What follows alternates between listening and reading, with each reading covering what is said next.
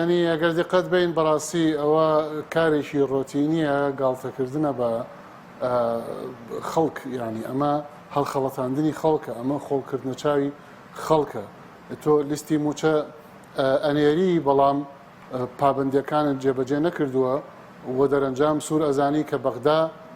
موچە نانێرێ چۆن ئەمە ئەەکەی، یعنی ئەمە وەکو ئەشیکەی ئەو ڕاگەاندنی کە گوایە ئەوەی کە هەموو شتێکیان جێبەجێ کردووە و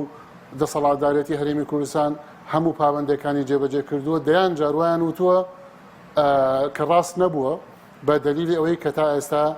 1 لیتر نەوتیان تەسلیم نەکردو بۆ هەناردەکردن لە ڕێسۆمەوە،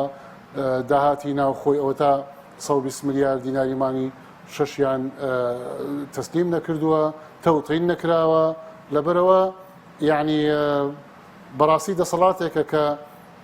ڕاست نەکردن لەگەڵ ملەتی خۆیان زۆر بە ئاسایی ئەبینێەوە، هەڵخەڵەتاندن و خۆڵکردنە چاوی خەڵکی هەرێمی کوردستان بە ئاسایی ئەبینێەوە، ئەوەش پەلەقاژەی مەرگە لە ڕاستیە.